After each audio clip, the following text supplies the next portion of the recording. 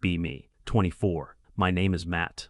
I work from home doing medical records auditing for a regional hospital network that still uses Windows XP. My job is to stare at digitized intake forms and try to decipher what doctors scribble at 3 a.m. It is a deeply stupid way to make a living. I live in an apartment complex that actively depresses me. Beige walls, carpet that feels like crushed hope, hallways that smell permanently of reheated lasagna. The walls are paper thin. You can hear people arguing about loaded dishwashers. Everyone pretends we are the only people on Earth. Across the hall is Unit 4B. For 6 months, I thought the place was a storage closet. No noise, no doormat, no Amazon boxes piling up.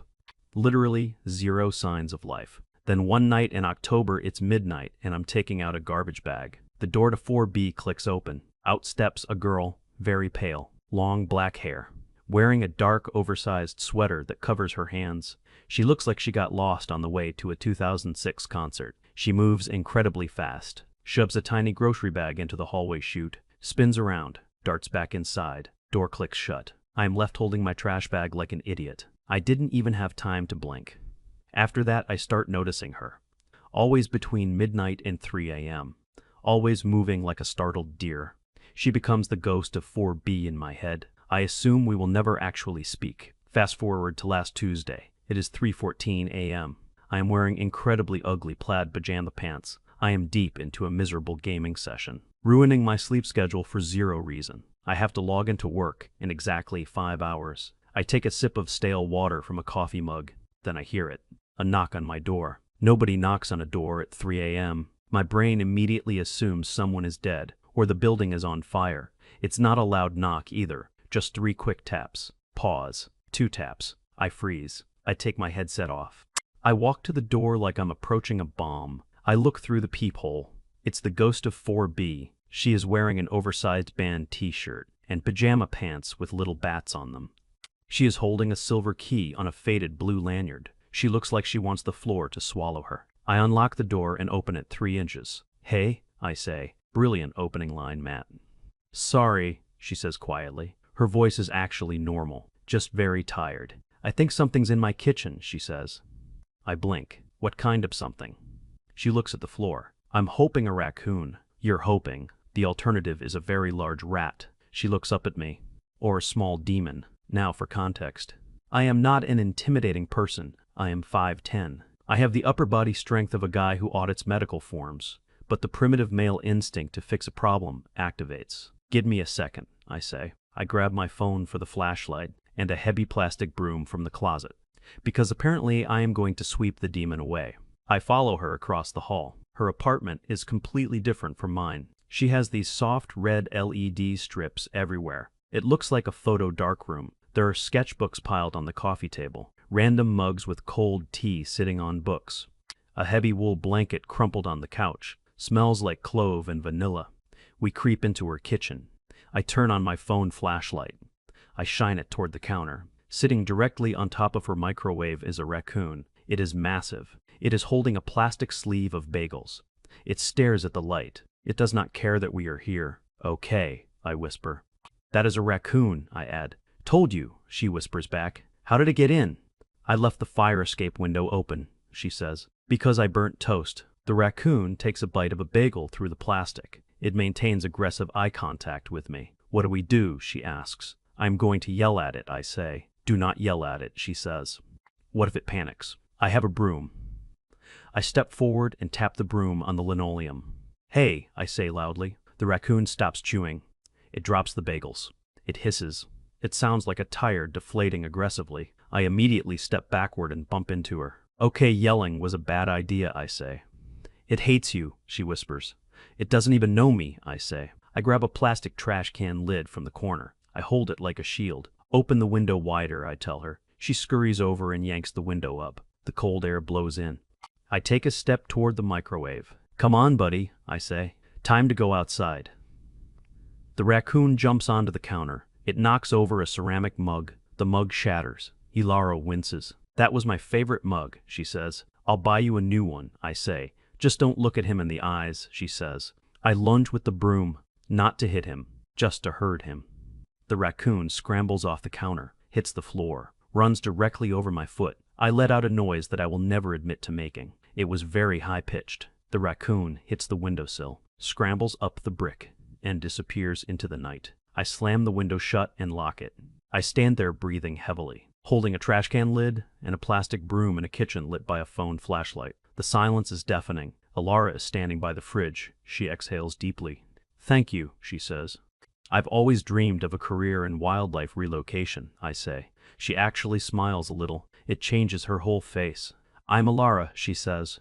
"I'm Matt," I say, "the guy from across the hall." I put the trash can lid down. "Sorry about the mug," I add. "It was cheap," she says. Then she looks down at the lanyard in her hand. She looks at the door, then back at me. "I don't really know anyone in this building," she says. "Yeah, nobody talks here," I say. "Would you mind holding on to this?" She holds out the lanyard with the silver key. "The key?" I ask. "Sometimes I lock myself out," she says. "My landlord is insane and charges $100 to open the door," she adds. I stare at the key. "You want me to have a key to your apartment? You just fought a raccoon for me," she says. "I feel like you passed the background check," she says. I hesitate for exactly 2 seconds. I take the lanyard. "All right," I say. "But if you get robbed, it wasn't me," I warn. She laughs quietly. "Good night, Matt," she says. I go back to my apartment. I look at the clock. It is 4:10 a.m. I hang the lanyard on the hook by my door. I do not sleep that night. After that night, the invisible wall between our apartments is gone. It doesn't happen all at once. At first, it's just small things. 3 days later, I get a knock at dinner time. I open the door. She's standing there holding a measuring cup. "Do you have any sugar?" she asks. "I'm trying to bake cookies and I only have salt," she explains. "You were going to make salt cookies," I joke. "I got distracted," she says. I pour sugar into her measuring cup. "What kind of cookies?" I ask. "Chocolate chip," she answers. "Bring me one," I demand. "No," she says, and walks away. An hour later, there is a napkin on my doormat with 2 slightly burnt cookies on it. I eat both of them immediately. The next week, she knocks at 11 p.m. "My breaker flipped," she says. "Is your power still on?" she asks. I check my lights. "Yeah, I'm good," I say. "Can I sit on your couch for 10 minutes?" she asks. My apartment is pitch black and I watched a horror movie, she admits. "Sure," I say. She comes in and sits on the far end of the sofa. She brings her knees up to her chest. She's wearing a massive gray hoodie. We end up talking for 2 hours. She tells me she's a concept artist. She works in-house for a terrible mobile game company. "They make those games you see in Facebook ads," she says. "The ones where the king needs you to pull a pin to save him," she adds. "That sounds awful," I say. "It pays my rent," she says. "Mostly," she admits. I find out she's 23. She moved here from out of state. She drinks way too much coffee. She leaves a receipt from a coffee shop on my coffee table. I don't throw it away. Things start to escalate in weird domestic ways. One morning, my sister Sarah drops by unannounced. Sarah is 27 and has 0 boundaries. She uses her spare key to walk right into my apartment. It's a Saturday afternoon. I am in the kitchen making eggs. Alara is sitting at my tiny dining table. She is wearing my black jacket because she was cold. She is drinking out of my green mug. We are arguing about whether hot dogs are sandwiches. Sarah stops dead in the doorway. She is holding a tray of iced coffees. She stares at Alara. She stares at me. Her eyes go completely wide. "Oh," Sarah says loudly. "I am so sorry," she adds. "What?" I say. "I didn't know you had company," Sarah says. Company is a loaded word. "Sarah, this is Alara," I say. "She lives across the hall," I add. Alara raises a hand. "Hi," she says awkwardly.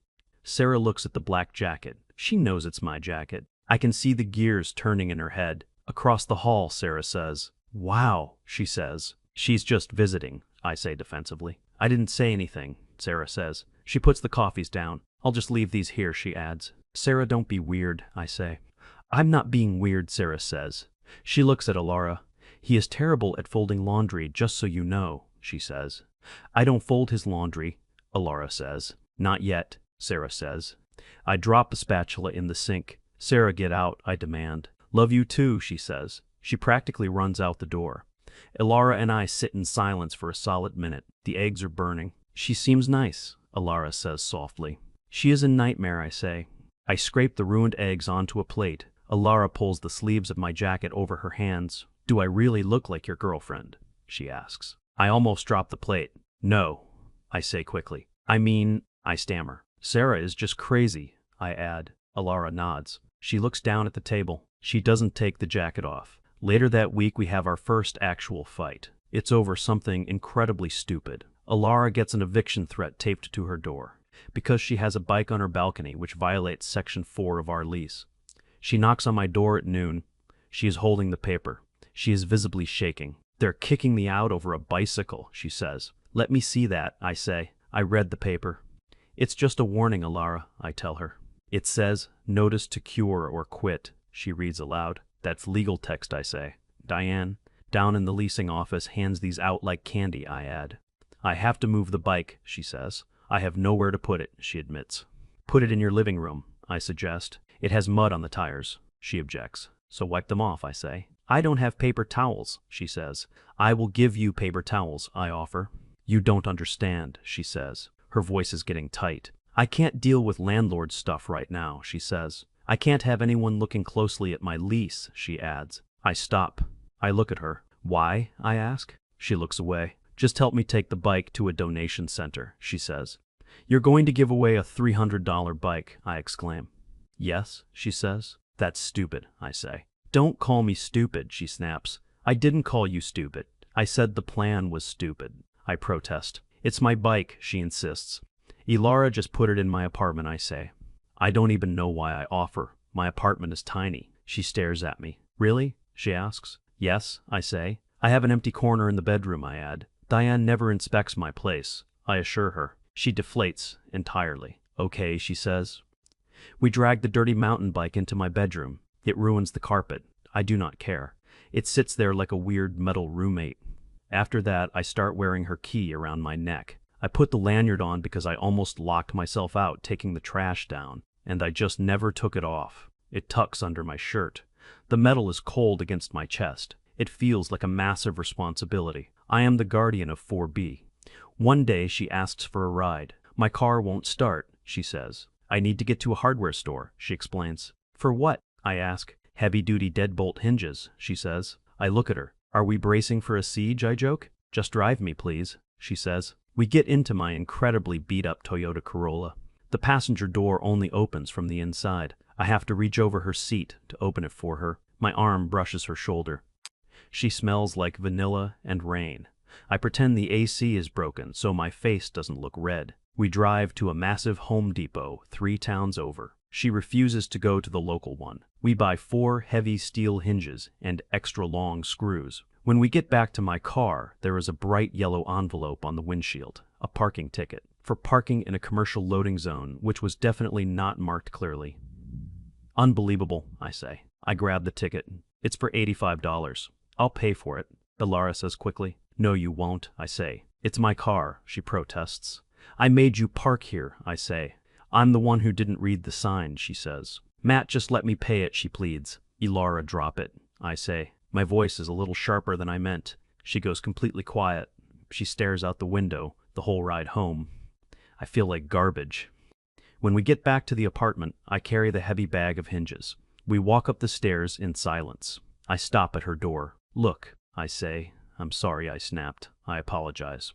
I just don't want you paying for my mistakes, I add. She looks up at me. She has these very dark brown eyes. I'm used to paying for things, she says. It's a weirdly heavy sentence. Before I can ask what it means, she opens her door. Thanks for the ride, Matt, she says. She goes inside. The next day, my work suffers. I am falling asleep at my desk. I miss a major discrepancy on a patient chart. My manager, Mr. Henderson, calls me into a Zoom meeting. Henderson is a guy who wears a tie to work from home. Matt, he says, your error rate this week is climbing, he warns. I know, I say. I haven't been sleeping well, I admit. Is there a medical issue, he asks. No, I say. Just personal stuff, I add. Leave the personal stuff off the clock, he says. We need you focused, he insists. I apologize and log off. I rub my eyes.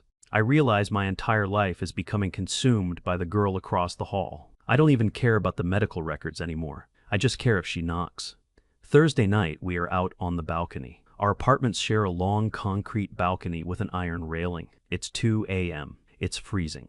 We are both wrapped in blankets. She is drinking hot tea out of a paper cup. Why are you nice to me? She asks suddenly. She doesn't look at me when she says it. She stares out at the empty parking lot. I helped with a raccoon, I say. That's not the same thing, she says. She turns to look at me. You let my bike ruin your carpet, she says. You let your sister think we're sleeping together, she adds. You drove me to get paranoia hardware, she says. Why do you care, she demands. I shrugged. I pulled a blanket tighter around my shoulders. I guess I like having a neighbor who isn't yelling at someone on speakerphone, I say. She studies my face. You're bad at lying, she says. Am I? I ask. You keep looking away, she says. She reaches over. Her fingers catch the blue lanyard sticking out of my shirt collar. She pulls it gently. The silver key slides out.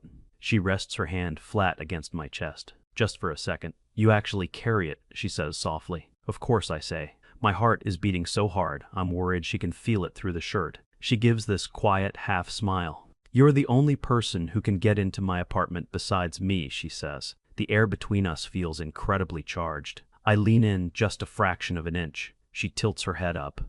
Then her phone buzzes loudly in her pocket. The moment shatters. She jumps. She pulls her phone out. She looks at the screen. Her expression changes instantly. All the warmth drains out of her face. She looks terrified. Not startled. Terrified. You should go home tonight, she says. Her voice is completely flat. What? I ask. Why? I add. Just, she says. She swallows hard. Just trust me, Matt, she pleads. Go lock your door, she orders. She turns and walks quickly back into her apartment. She locks the deadbolt. I stand on the balcony for a second, confused and worried. I go back into my place. I lock my door. I sit on the couch in the dark. An hour passes. It is exactly 3:30 a.m. I hear heavy footsteps in the carpeted hallway. Nobody walks like that in our building. The floorboards creak. The footsteps stop outside 4B. I creep to my front door. I look through the peephole. There is a man standing outside Alara's door. He is wearing a sharp gray suit at 3:30 in the morning. He is holding a leather briefcase.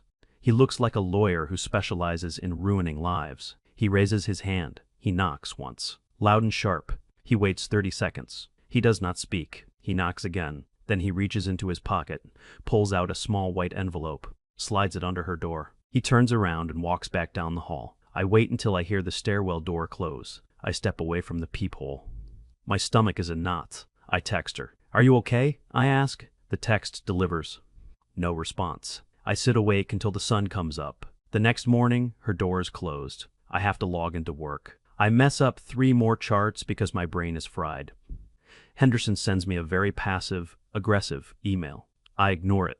At 2 p.m., I hear my front door unlock. My heart jumps. I look up. It's my sister Sarah. She has a bag of groceries. I brought you real food, she says. Sarah, I am working, I tell her. You're staring at a wall, she says. She starts putting cans in my pantry. She looks toward the front door. Where is your little goth girlfriend? She asks. She is not my girlfriend, I say. Right, Sarah says.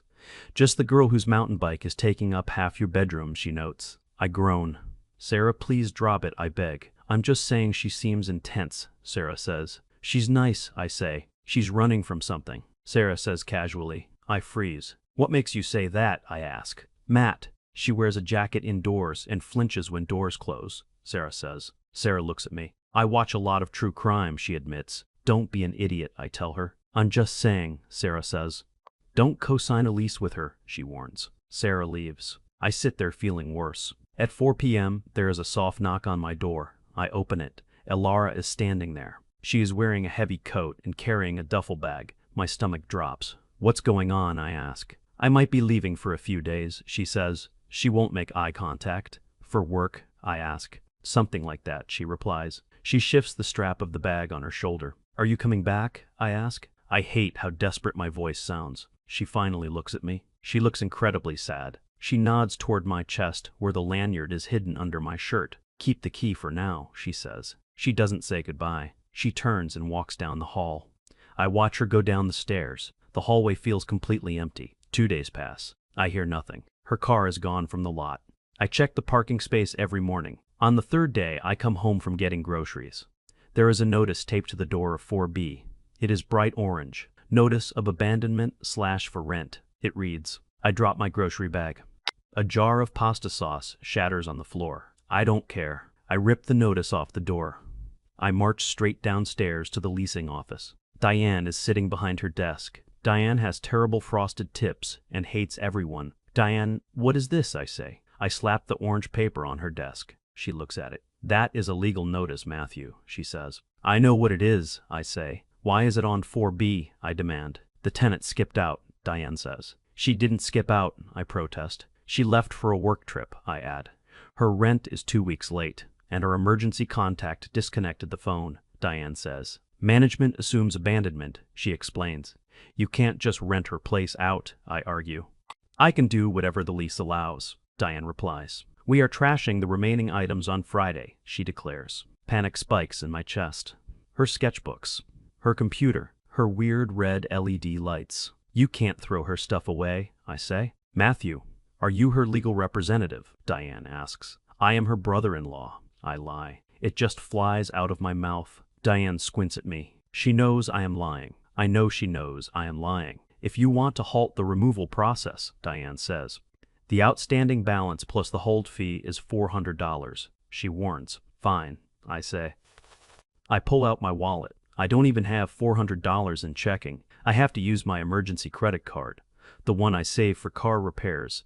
I hand it to Diane. She runs it. It beeps. It approves. She prints a receipt. You bought her exactly 7 days, Matthew, Diane says. After that, the trash crew comes, she warns. I take the receipt. I go back upstairs. I clean up the shattered pasta sauce. I sit on my couch. I feel entirely insane.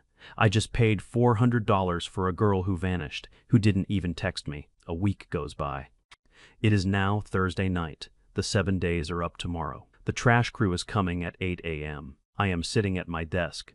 I am staring at a medical chart. I am perfectly still. The apartment is completely silent. Then I hear something. It is muffled. It is coming through the wall that separates my desk from her living room. 3 taps. Pause. 2 taps. All the blood drains from my face. I stand up so fast my chair falls over. I press my ear to the wall. Silence. Then again. 3 taps. Pause. 2 taps. Somebody is in the apartment. Someone who knows the knock. I pull the lanyard out from under my shirt. I grab the heavy flashlight. I walk out into the hallway. I stand in front of 4B. My hands are shaking. I slide the silver key into the deadbolt. It turns with a heavy clack. I push the door open. The apartment is dark. The red LED lights are off. It smells like dust and stale vanilla. Alara, I say. My voice cracks. No answer. I turn on the flashlight. The place is exactly as she left it. Books stacked. Blanket on the couch. But the heavy steel hinges we bought are sitting on the table uninstalled. I walk into the living room. I shine the light toward the shared wall. There is no one there. But leaning against the wall is a small mechanical metronome, a music metronome. It is sitting on top of a stack of books. There is a piece of cardboard wedged into the arm and a heavy bolt taped to it.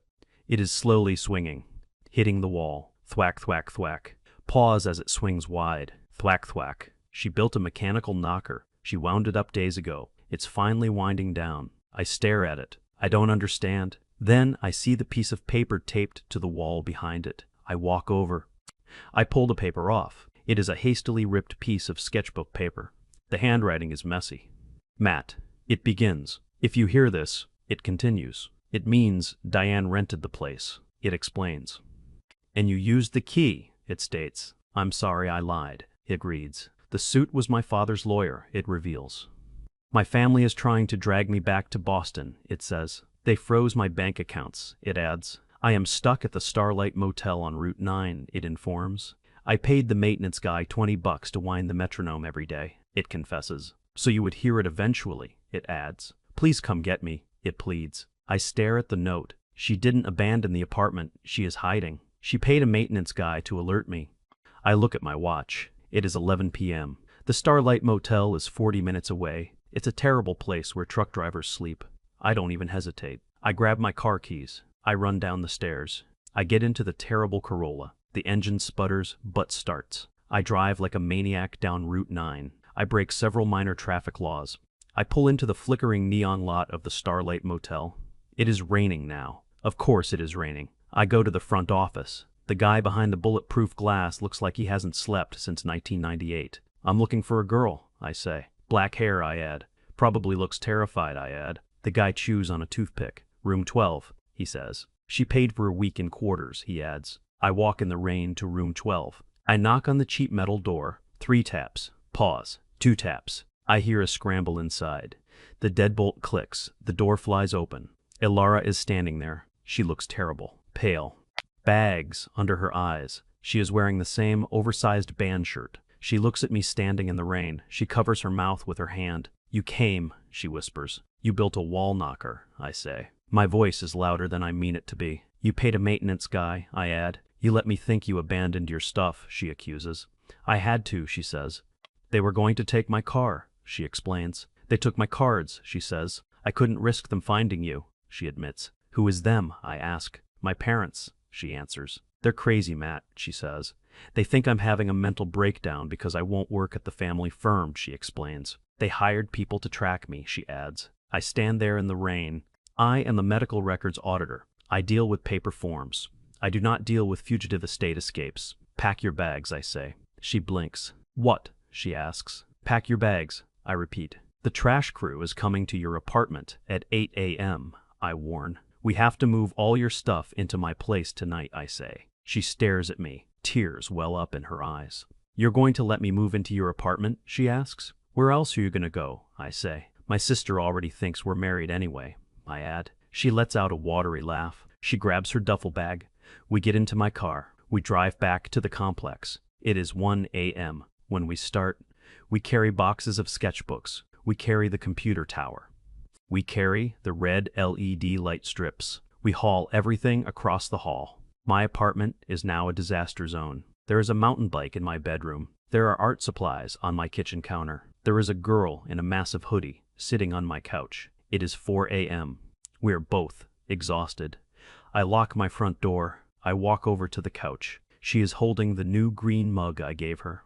She looks up at me. I'm sorry I dragged you into this, she says. I sit down next to her.